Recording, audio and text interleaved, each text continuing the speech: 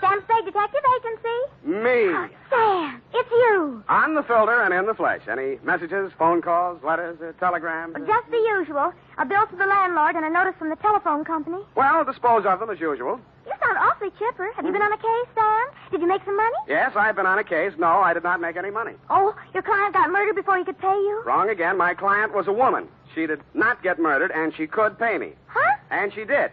But you just said she didn't. True, Effie, true. Things are not what they seem. Well, I'm a little confused. You just said that... And I meant every word of it. Stop registering bewilderment. All is paradox. So, sharpen your pencils, straighten your seams, get out your notebook, and prepare to be confounded by the contradictions I shall contradictate to you during my report on the Honest Thief Caper.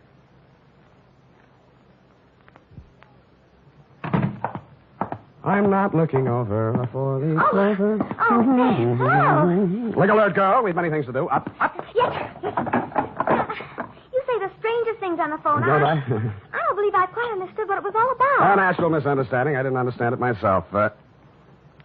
Date? Two. Sergeant Frank Nilgas, robbery detail, San Francisco Police. From Samuel Spade, license on 12756. You're fast today. Subject, Ben Comiskey. Who? Ben Comiskey. Comiski. Sam. I went to Albert High School with a boy named Ben Comiskey.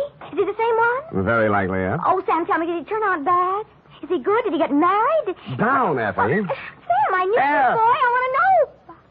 This is one mystery you're not going to solve by reading the last chapter first. Dear Frank, it was one of those days. The sky was black and it looked like rain, but when I put on my trench coat, the sun came out. At breakfast, it looked like I'd ordered fried eggs, and I wound up with pancakes. Also, I discovered I was wearing one blue sock and one black one. After that, I gave a cab driver a 5 instead of a 1 and let him ride off with the change. And there was one other thing. Sam, bank just called. You're overdrawn. They're nuts, Ev. I made a deposit 2 days ago. I checked, Sam. You didn't.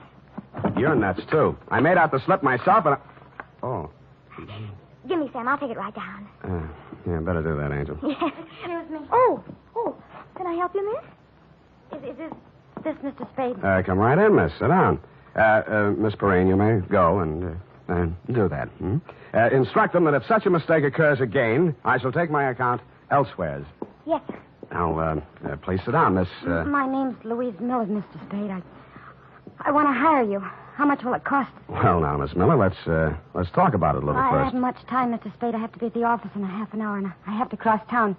You see, Well, Mama thinks I should forget all about him, but I can't, and Well, here I've got $95. Will you please do something? Just something. Come on now, come on. I'm sorry. That's all right. Now, who is he? What's he done? And why does Mama want you to forget him? Ben Comiskey. We were going to be married pretty soon. We even picked out our furniture. No. It's all right now. Go on. What's he done? They say he held up a store 2 nights ago. They picked him up on the street today. He's in jail. Mm-hmm. Well, if he's innocent, I'm sure they'll find that out. He won't even see me, Mr. Spade. He won't see anyone. Ben's good and kind and sweet, and I love him, and I want to marry him, and I want you to find out why, what it's all about. Look, Miss Miller, I think you should be in the office of a good lawyer. I'm sure He doesn't want a lawyer. He won't even see the public defender. He doesn't want anything. Oh, please, Mr. Spade. I just want to die if Ben went to prison. I just want to die.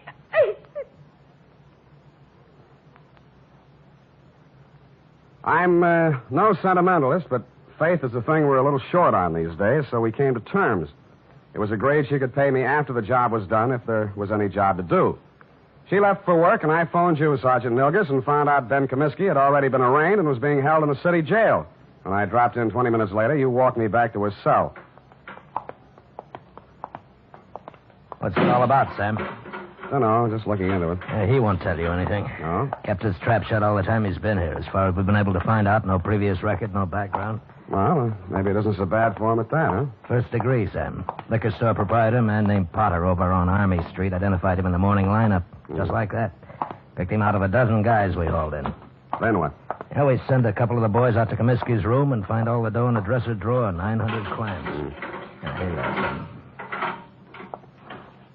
Now what? Take it easy, Comiskey. This is Sam Spade. He wants to talk to you. Ben Comiskey was tall, dark-complexioned, about 29 or 30 years old. His hair was black, straight, and closely cropped. His features were regular, not good, not bad.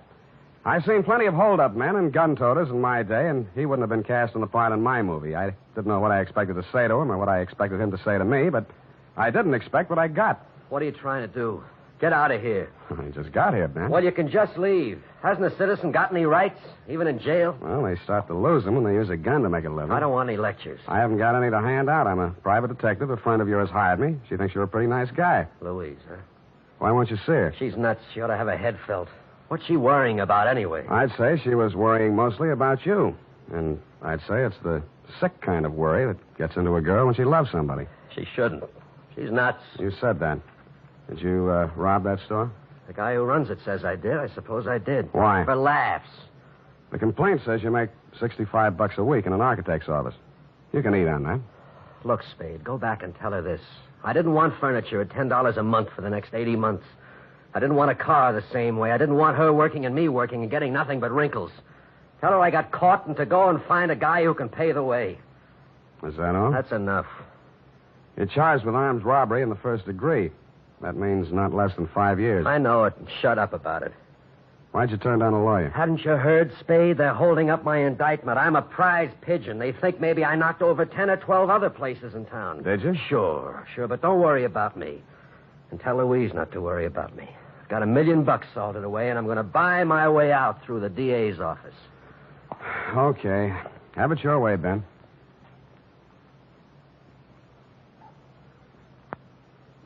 But an hour later, I found myself strolling around Ben Comiskey's old neighborhood. A man named Gabrini, who owned a grocery store, remembered him and liked him. A woman in a bakery shop told me how he'd gone into the Army as a private and been discharged a first lieutenant. A phone call to a Mr. Henderson, Allied Architects, revealed that Ben Comiskey was in line for a raise and promotion.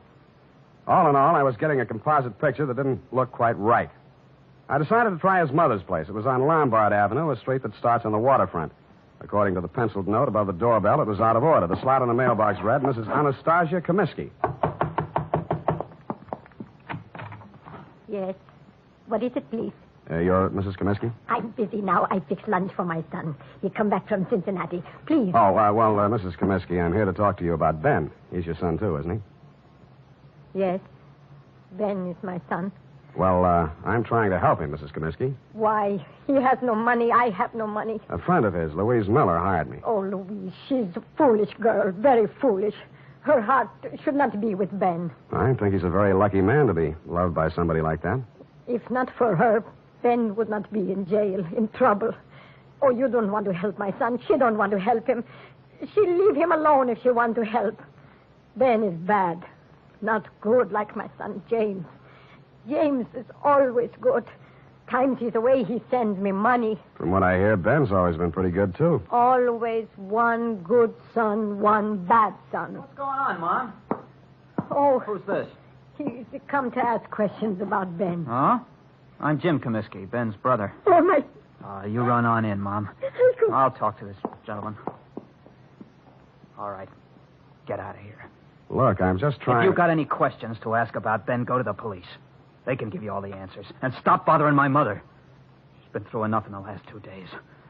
If I catch you around her again, I'll break you in half. The man who slammed the door in my face had the same angry look and the same angry glare of Ben Comiskey. The angry Comiskey brothers definitely wanted nothing that looked remotely like help, it seemed to this casual observer. I went back to my office to wait for 6 o'clock. That's when I intended to call my client, report my opinions, and drop the case. But at 5:30, she called me. Mr. Spade, Yeah? this is Louise Miller. Oh, yes. I was just going to call you. I'm afraid I haven't been able to do much. It looks like... I know, Mr. Spade. I just telephoned downtown. Ben pleaded guilty at the indictment this afternoon. He's going to be sentenced tomorrow. And that, to all appearances, Sergeant Nilgis, was the crop. But 2 hours later, and for the second time in one day, I found myself doing what I didn't think I'd be doing. Walking around a dull, gray, 2-story apartment house on Adams Place. My ex-client's address, to be exact, I was wondering what a lonely, distraught girl would be thinking the night before her boyfriend was shipped away to prison. I found out. I got a whiff of it as I walked down the hall. It was coming out from under her door. I had to use my shoulder. The room was acrid and stinging with gas fumes. And Louise Miller was stretched out on the floor in a 6-foot kitchen. When I picked her up and carried her out, I wasn't sure whether she was dead or not.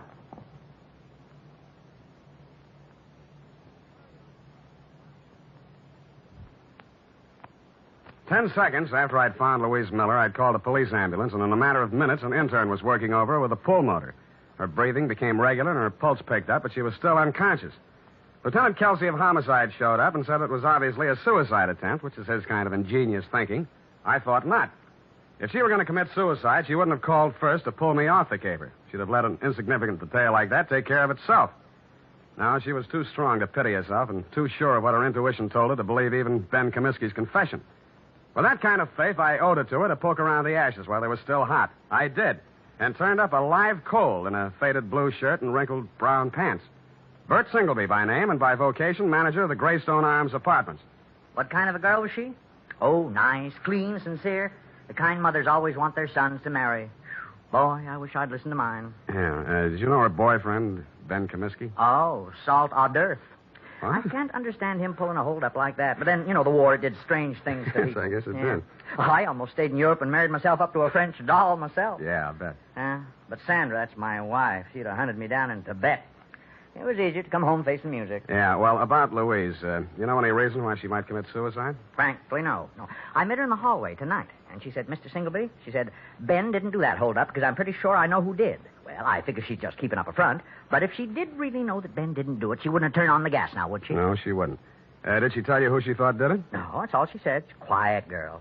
Not like my wife. Now, Sandra. Yeah, did you see or hear anything that might have been suspicious or unusual around her apartment tonight? Now, look, I don't want to go around breaking up any homes or spreading dirty gossip around.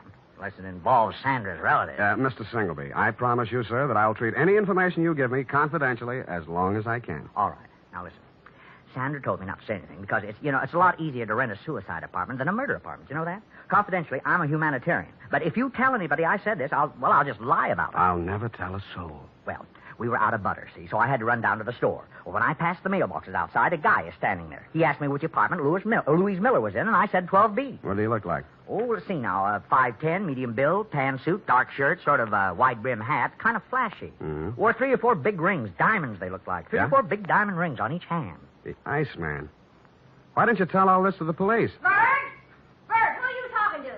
Don't you dare say a word about that poor girl. That's why. That is why. Sandra always says, keep your mouth shut and you keep out of trouble. But me, I don't know. I just love to Bert, talk. stop talking too much and close that door. Yes, Sandra, dear. I'm closing it.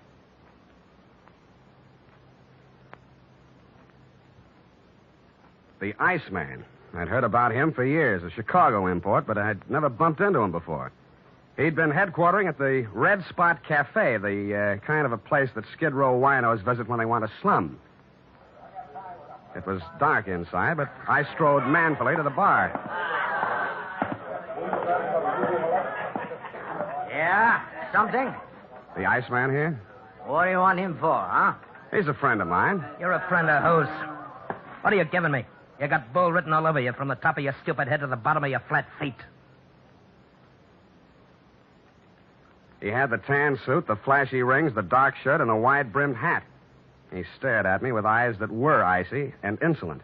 He rubbed the knuckles of one hand into the palm of the other as if he just ached for a chance to bruise them, which I was sure he did. 4 guys sauntered over to lean on the piano, and as ugly as they were, I knew it wasn't a barbershop quartet. 2 more left the bar and stood behind him, and a few others got up from nearby tables and joined the group. I should have brought my team, but I hadn't. You're a friend of mine, huh? Well, if it isn't Claude Bettering, the juvenile delinquent of 1940. Is that so? You're a real brain.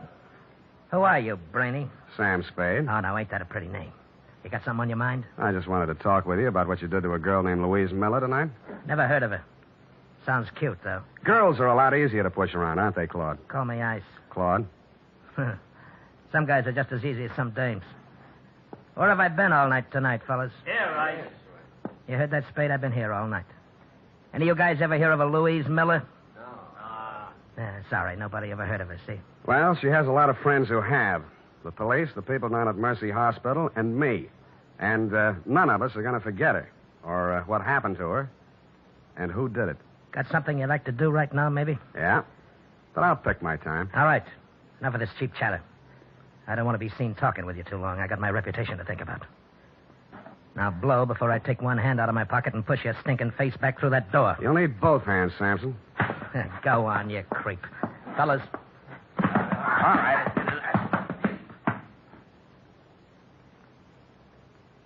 As I went rapidly through the door, Claude Bettering was standing, oily smile and all, polishing a couple of his oversized rings on his lapel. It was a picture I said I wouldn't forget, and I didn't. I went and rented myself a car, parked it down the block from the Red Spot Cafe, and waited almost all night. I knew that Louise Miller was not the kind of a girl who would have anything to do with a guy like Bettering. And if he came to her apartment, this must have been for some unloving purpose. Probably to keep her from telling who actually did the holdup Ben Comiskey had confessed to, if she found out the truth. Finally, a bunch of palookas came out, Bettering included, climbed into a car and drove off, me after them. One by one, Bettering dropped his men off at their hotels and apartments until he was finally alone. He stopped at a brownstone on Hobart, and I caught him just as he opened the door of his apartment. Well, the tough guy. You're going to find out. Don't think I'm easy.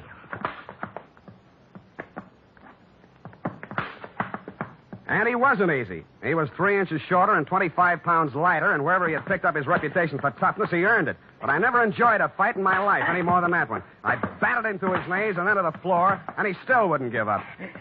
You stinking creep. Why did you beat up Louise Miller? I didn't. Why? I didn't. Why? I didn't. Why? The apartment house manager identified you. He's a liar. Who did you do it for? Nobody. Who? Nobody. Who? You stinking creep. I'll push your face. Who? Who? Push your face.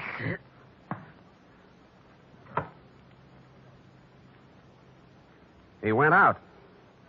Quite a guy, the Iceman. I used his phone to call the police and tell them to pick him up for attempted murder. Then, with dawn coming up and my energy going down, I went back to the city jail, got a pass, and woke up Ben Comiskey. Why don't you stop messing around in my business, Spade? Did you ever really love that girl of yours? Get out, you sadistic jerk. Well, she's in Mercy Hospital now. You can send her a card. Write something nasty on it. So long. Spade, Yeah? what's she in the hospital about? What do you care? Tell me, please. Somebody turned on the gas in her apartment and tried to kill her. It's nothing, really. Please. Who did it? Who did it, Spade? I think it was a guy named Claude Bettering. They call him the Iceman in certain circles. But why? That's what I'd like to know. Who's Bettering? I don't know. Your girl believed you were innocent, Comiskey, but you said you weren't. My guess is that somebody figured she knew something and tried to shut her up. I think Bettering was hired by somebody. Spade, look, I don't have any dough, see? But I want to get out of here. For one day. Do you know anybody who could raise the bail? I won't skip, and I'll pay back anything you want. Why? I got to see somebody. I don't think I can. Who do you want to see? My lousy, dirty, low-down, no-good brother. He hired Bettering? Who else? He did everything. He's always done everything wrong. He held up that liquor store, but he's on parole, a 2-time felony offender. One more rap and he'd go up for 20 years. I did this for him, yeah. Look at me. I did it for him, and he tries to kill my girl. Your mother said he was a good boy, hard-working, lived in Cincinnati. Me again. I told her all that. She believed it. I started the whole stupid lie and had to go through with it. I could explain 2 years, 3 years to her, but not 20. He promised he'd go straight. He promised. I see. I even sent her money I earned and said it was from him. Oh, you never saw anybody like me before, did you? No, I haven't. Get me out. Get me out, Sam, and I'll drag him in by his back teeth. Thanks anyway, but I'll do it myself. Spade, let me do it. Let me do it, please.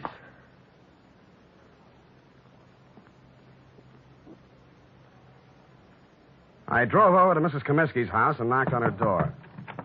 She came out in a housecoat, hair mussed, and sleep still in her eyes. Yes?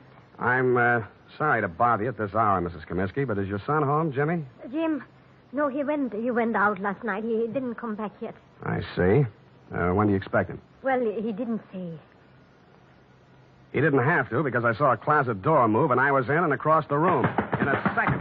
I pulled the door back, and Jim Comiskey came out, gun and all. I'll kill you. Jim, don't. You're gone crazy.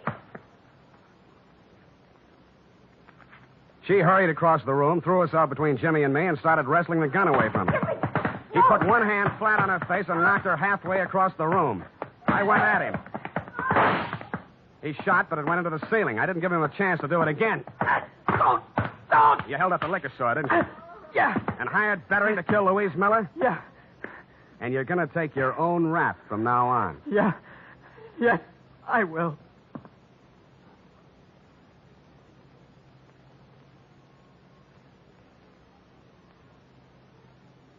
And he did. Period. End of report. Oh, Sam, that poor old lady. Yeah.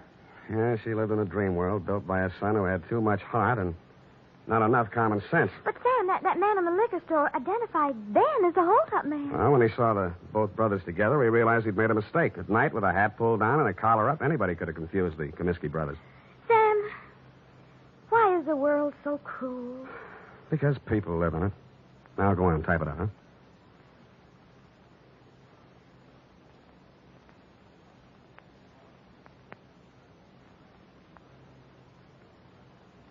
Well, here it is, Sam. And if you don't mind my saying so, it's a lesson to everybody. If you say so, Ed. Honest, Sam, I'm just infuriated. Now, don't go too far. Misplaced love, devotion, it just isn't right. Now, hand me the glass. Well, this kind of thing could be going on all over the world. The glass, If it weren't for people like you who step in and take things in hand. The glass! Oh!